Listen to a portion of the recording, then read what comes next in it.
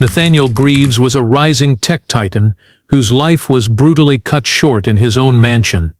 Just 2 days later, his widow Delia stunned the world by marrying his father Gerald Greaves, a wealthy real estate mogul with secrets darker than anyone could imagine. What happened in those fateful 48 hours would ignite a deadly game of betrayal, greed and murder that no one saw coming. Nathaniel Greaves had everything most people could only dream of. At 38 years old, he was a self-made tech entrepreneur with a multi-million-dollar company, a luxurious mansion in one of Connecticut's wealthiest suburbs, and a reputation for brilliance. His company, ArcLight Cyber, had revolutionized online security and attracted major government contracts. With his sharp features, designer suits, and composed manner, Nathaniel often appeared in business magazines and tech conferences, speaking about innovation, leadership, and vision. He had come a long way from his modest upbringing in Pennsylvania. People admired him not only for his professional success, but also for the image he projected, polished, poised, and seemingly grounded. His wife, Delia, completed the picture of an ideal life, elegant, articulate, and always impeccably dressed. She had previously worked in fashion before leaving her career to focus on philanthropic causes and support Nathaniel's growing empire. Their relationship appeared flawless from the outside. Their wedding had been an upscale event, held at a vineyard in Napa Valley, covered in social columns and wedding blogs. Together they looked like the couple others aspired to become: rich, attractive and connected. On social media, Delia often posted tasteful glimpses of their life: dinner parties with influential friends, quiet mornings on their sunlit patio, moments from global travel. But behind the scenes their marriage was not as perfect as it seemed. Friends noticed the shift before Nathaniel's death. He became increasingly isolated, less talkative and more tightly wound. He stopped attending some of the functions Delia went to alone. Business associates said he seemed distracted, often checking his phone or staring into space during meetings. There were whispers that Nathaniel had confided in a colleague that he was rethinking parts of his life, not just professionally, but personally. Some said he was considering stepping back from his role at the company. Others thought he might be facing trouble at home. Still, no one expected what happened next. On the night of May 12, a 911 call came from the Greaves mansion just after 7:00 a.m. The voice on the line was calm but trembling. Delia told the dispatcher she had woken up to find her husband unresponsive in his office. When paramedics arrived, they found Nathaniel slumped over his mahogany desk, a bullet wound in his head, blood pooled on the floor beneath him. He was pronounced dead at the scene.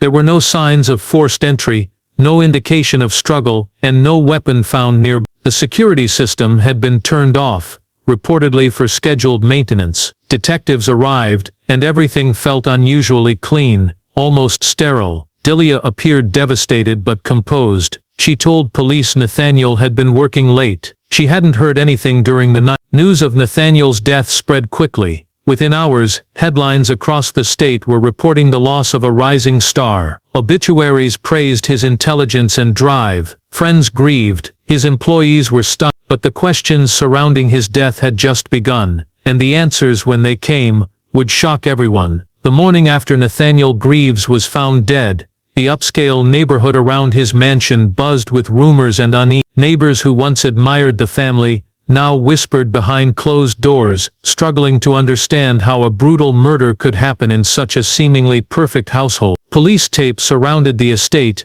and officers combed every inch of the sprawling property, searching for clues that might explain what had happened. Yet despite their efforts, no clear evidence emerged.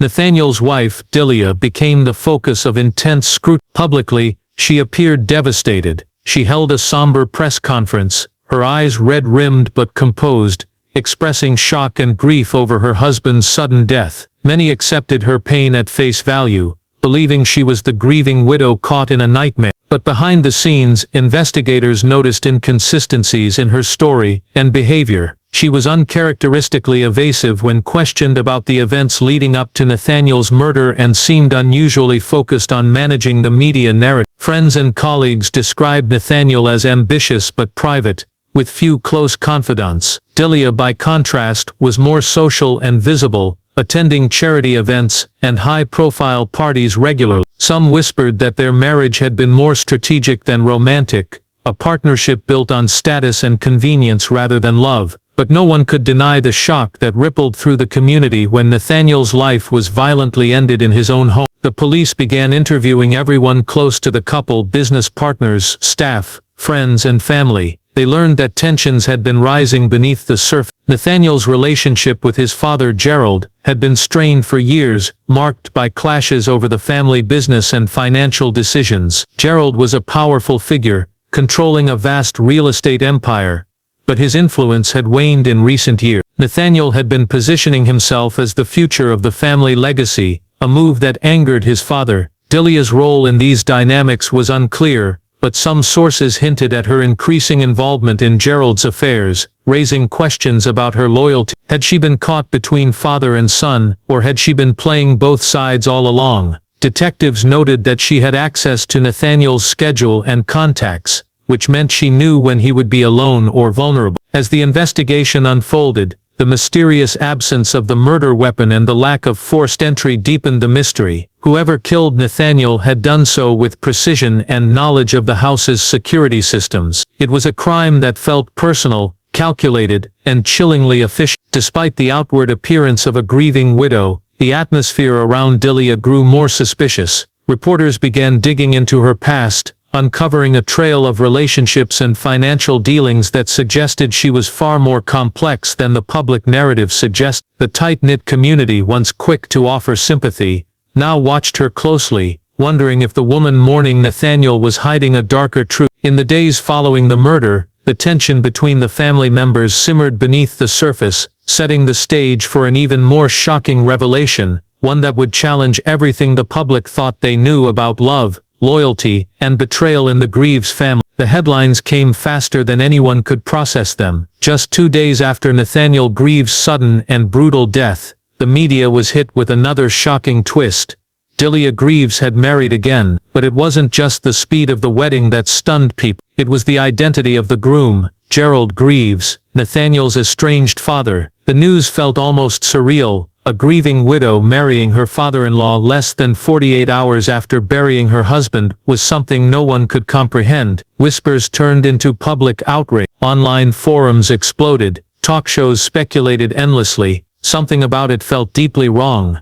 Gerald Greaves was no stranger to wealth or controversy. A real estate tycoon with a long list of luxury developments under his belt, he had built his fortune decades earlier, long before Nathaniel's success in tech, but the father and son had reportedly been on bad terms for years. Sources close to the family said Gerald and Nathaniel had a falling out after a business deal went sour. Nathaniel had accused his father of trying to manipulate company shares behind his back, while Gerald claimed his son had grown arrogant and ungrateful. They hadn't spoken in nearly a decade, and Gerald had not been seen at any of Nathaniel and Delia's major life events, not their wedding, not company milestones, and certainly not family holidays.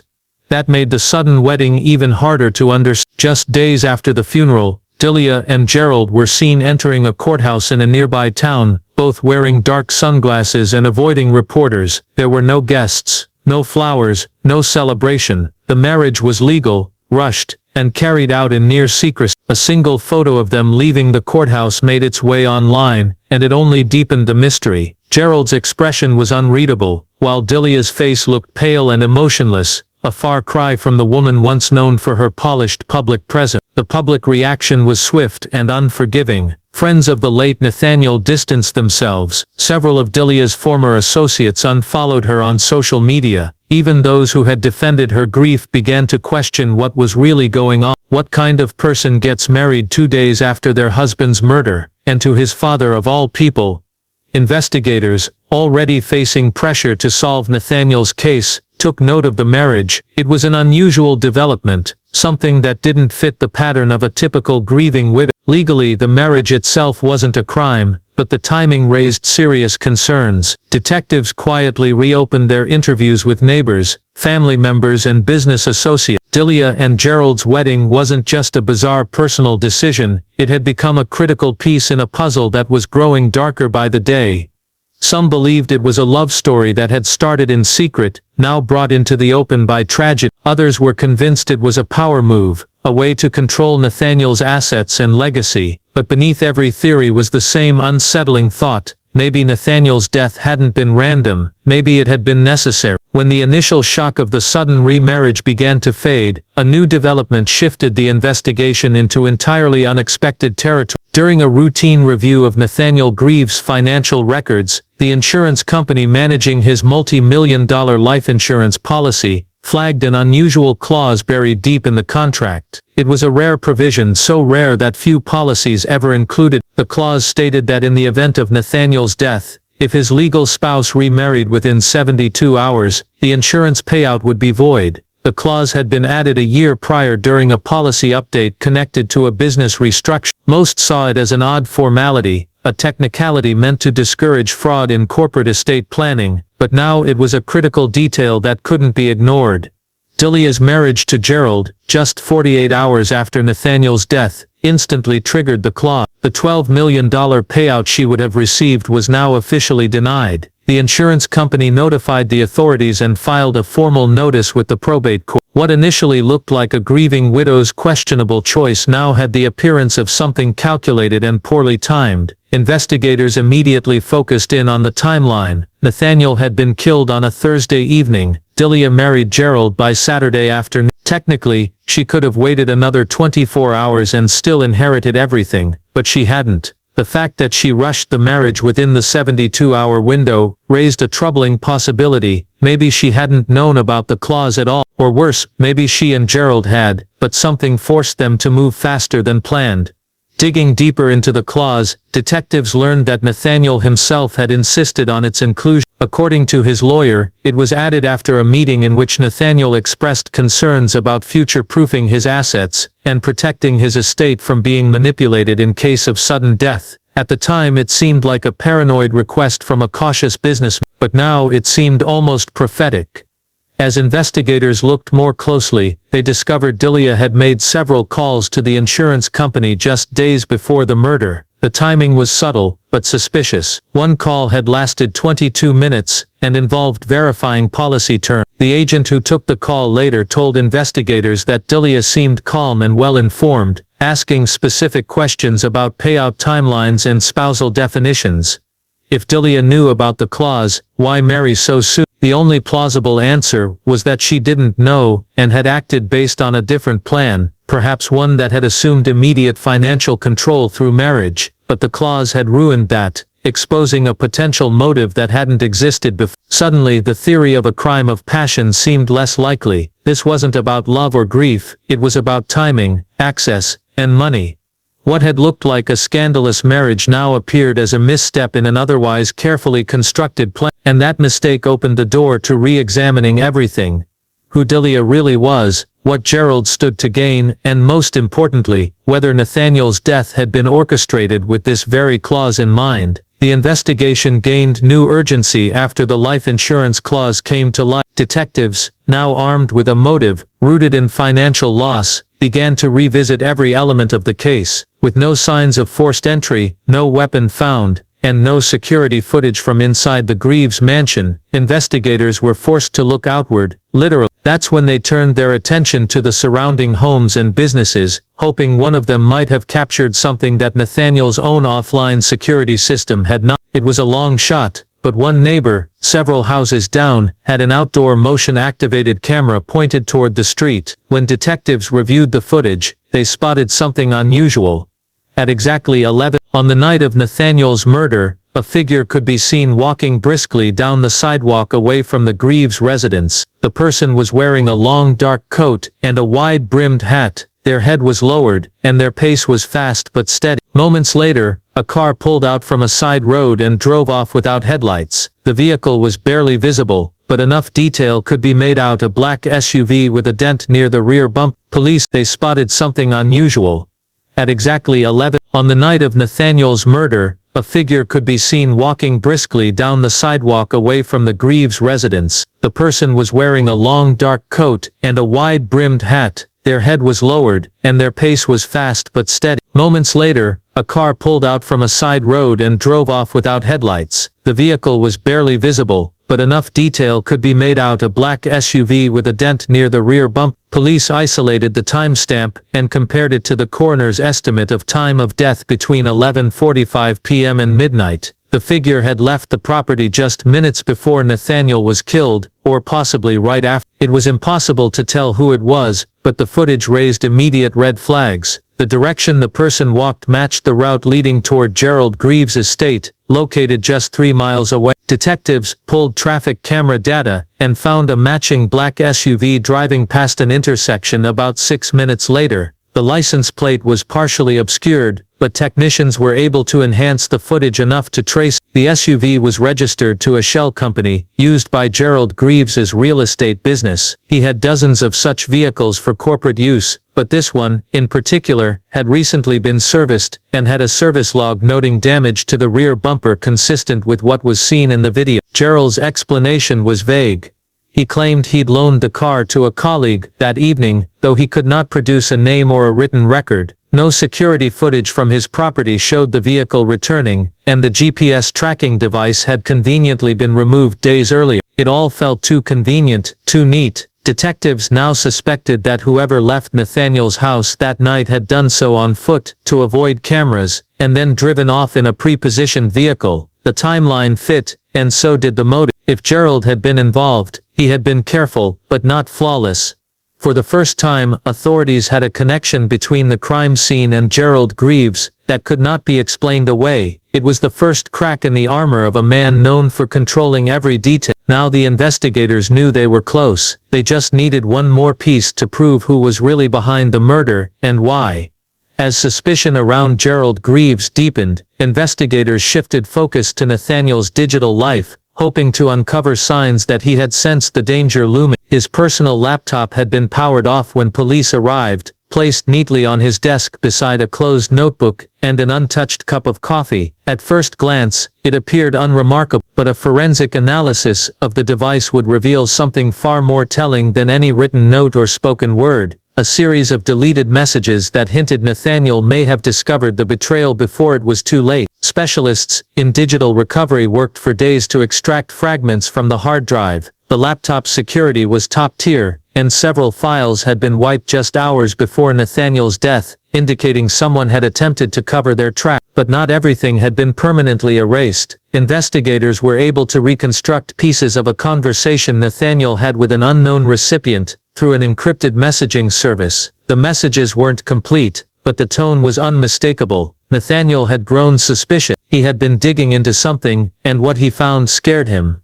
One of the final messages recovered read, "I know what you're doing with him. I'm not stupid." Another fragment mentioned the word rewrite, and referenced a scheduled meeting with his lawyer the day after his death. According to the law office's calendar, Nathaniel had asked for a rush appointment to revise his will and update beneficiary information. That meeting was cancelled the morning his body was found. Investigators then traced the recipient of the encrypted messaging. The account was linked to a burner email address created just a month earlier, and eventually tied to a prepaid phone purchased at a gas station in Bridgeport, a location about 20 minutes from the Greaves mansion. Surveillance footage from the store revealed a woman matching Delia's description, wearing a baseball cap and paying in cash. She had used the burner phone to communicate, most likely with Gerald, and possibly to coordinate actions in secret. The deeper police looked, the more deliberate everything appeared. Nathaniel had started piecing together a connection between his wife and his estranged father. Whether he had discovered their relationship,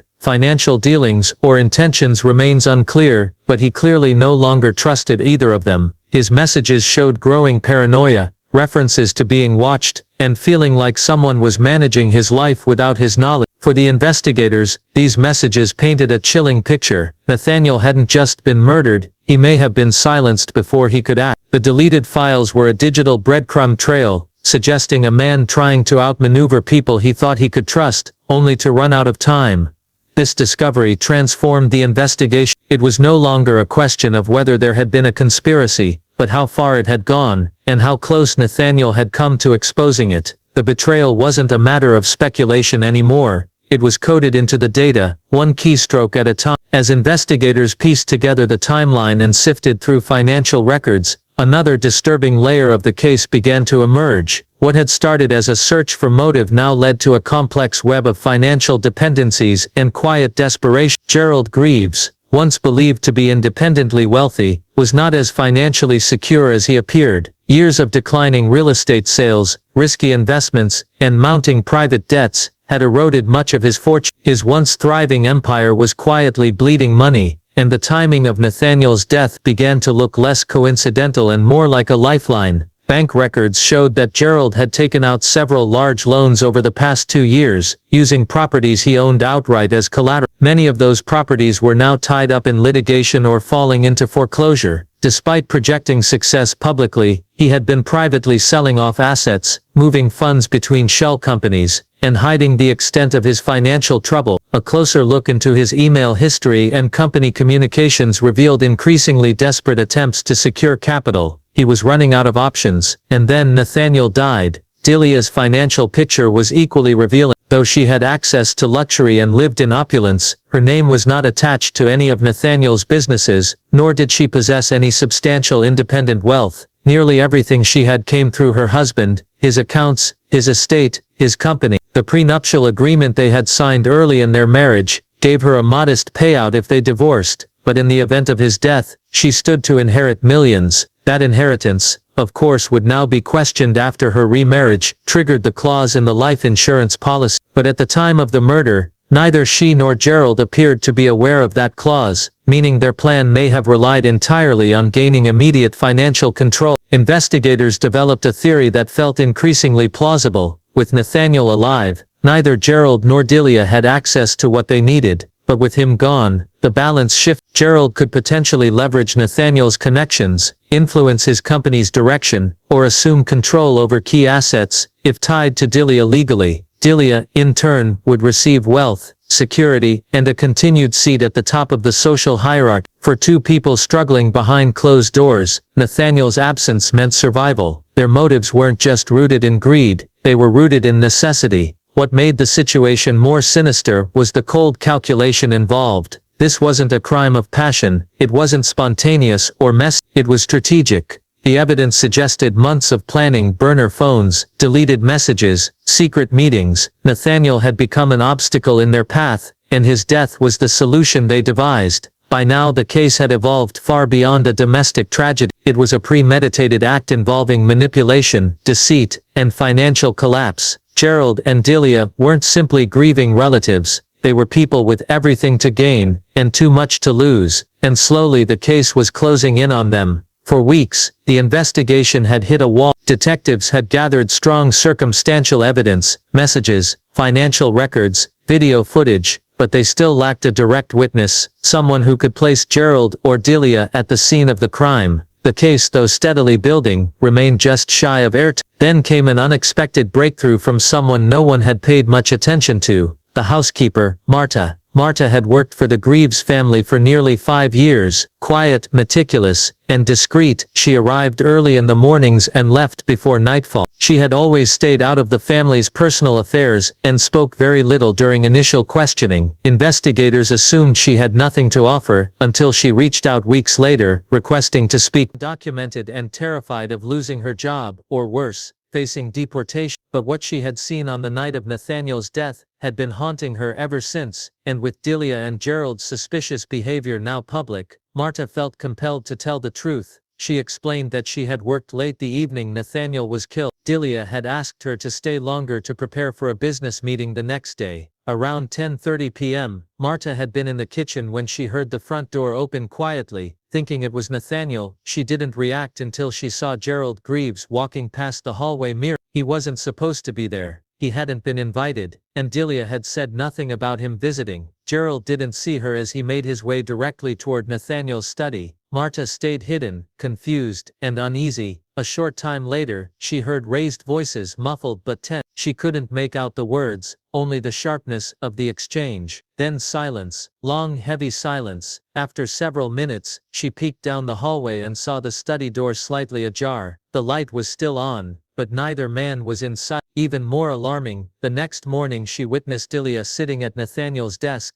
staring at his laptop. Marta watched from the hallway as Delia methodically typed, paused, then inserted a USB drive and deleted several files. Delia then closed the laptop and returned upstairs, looking calm, almost robotic. Marta pretended not to notice, too frightened to ask questions or draw attention. Her statement was a turning point. For the first time, investigators had a first-hand account linking Gerald to the house on the night of the murder, and a detailed observation of Delia tampering with what was presumed to be evidence. Marta's testimony, while not flashy or dramatic, filled in a critical gap. It turned suspicion into a narrative. Her courage to come forward changed the course of the case. Detectives now had not just motive and planning, but proximity and behavior. The mask of confusion and grief worn by Delia and Gerald was cracking, and behind it was something far colder, far more deliberate than anyone had imagined. With Marta's testimony added to the growing pile of evidence, investigators finally felt they were closing in on the truth. But they knew that to build a case strong enough for prosecution, they needed more than witness accounts and circumstantial clues. They needed proof. That proof came in the form of recovered digital data, painstakingly pieced together by cyber forensic experts working around the clock. Among the recovered files was a hidden folder on Nathaniel's laptop that had initially escaped detection. It contained encrypted documents, financial spreadsheets, and recorded audio files, something Nathaniel had been compiling for months. What made the contents explosive was a detailed account of suspicious transactions involving Gerald Greaves, real estate companies, unexplained transfers of funds, and attempts to secretly access ArcLight Cyber's corporate account. The files suggested that Nathaniel had uncovered a scheme to siphon company resources into Gerald's failing ventures, a move that would have threatened the very foundation of the tech empire Nathaniel had built. Even more damning were the audio recordings. Nathaniel had recorded several private conversations, believing he was protecting himself in case of betrayal. One recording captured a heated exchange between Nathaniel and Delia, where Nathaniel accused her of conspiring with Gerald. Although the audio was fragmented, the tone left no doubt. The accusations were serious, and the relationship between them was fractured beyond repair. The trial of Delia and Gerald Greaves captivated the nation. What had begun as a bizarre, headline-grabbing scandal transformed into a courtroom drama filled with revelations, betrayals, and shocking testimony. The prosecution laid out a meticulously detailed case, weaving together financial records, digital evidence, and witness accounts to show a calculated and cold-blooded murder. The defense tried to paint a picture of grief and confusion, but the mountain of evidence was impossible to ignore. Key to the prosecution's case was the timeline established by surveillance footage, phone records, and witness testimonies.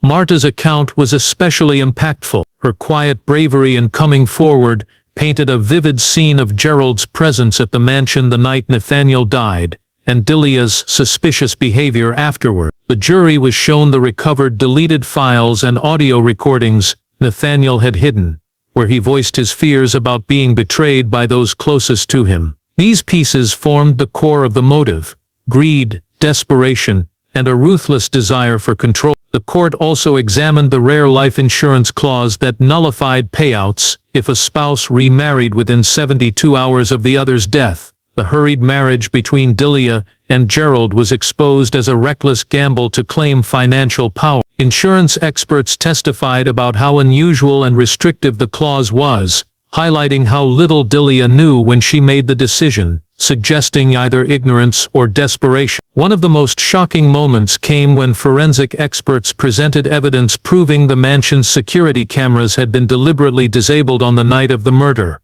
Messages between Delia and Gerald's associate detailed the plan to avoid recording the crime. This premeditation left no doubt that the murder was orchestrated.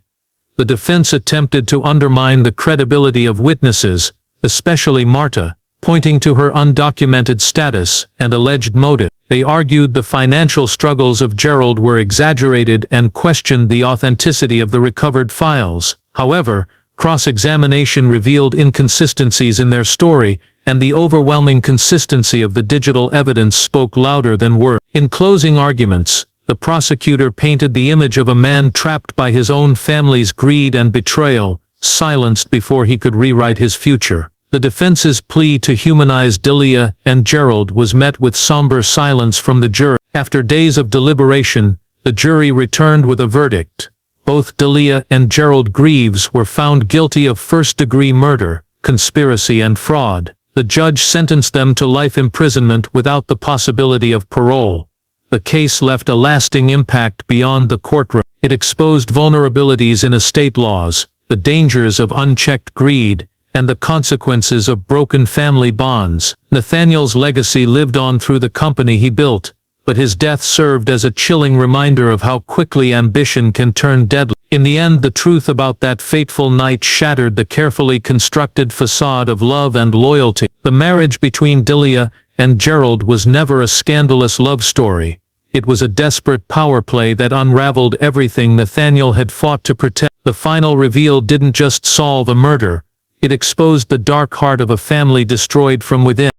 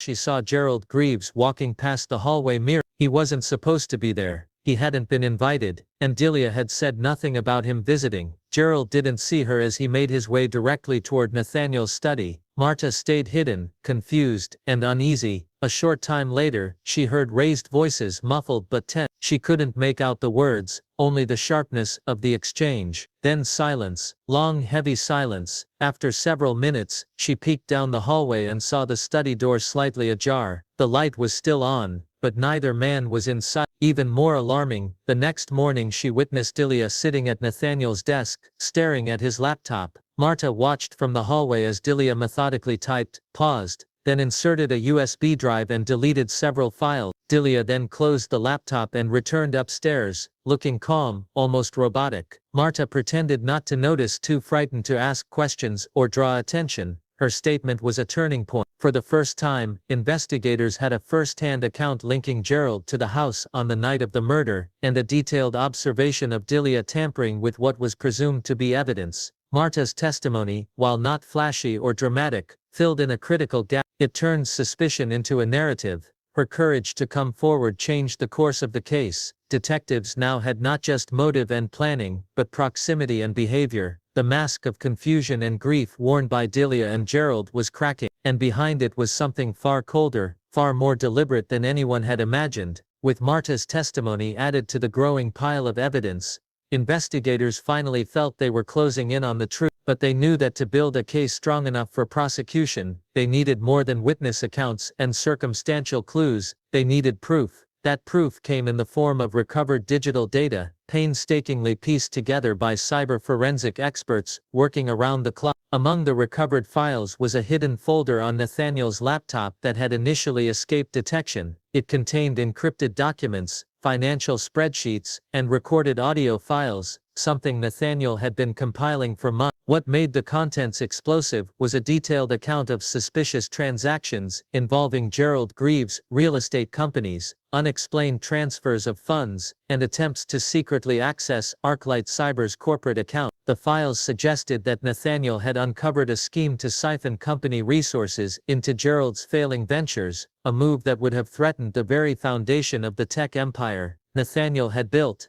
Even more damning were the audio recordings. Nathaniel had recorded several private conversations, believing he was protecting himself in case of betrayal. One recording captured a heated exchange between Nathaniel and Delia, where Nathaniel accused her of conspiring with Gerald. Although the audio was fragmented, the tone left no doubt. The accusations were serious, and the relationship between them was fractured beyond repair. Simultaneously, cyber investigators decrypted a series of text messages between Delia and an unknown contact, later identified as a trusted associate of Gerald. The messages detailed plans to manipulate Nathaniel's schedule and provide false alibi. One message hinted at a plan to disable the mansion's security cameras on the night of the murder, explaining why no footage had been recovered from inside the property.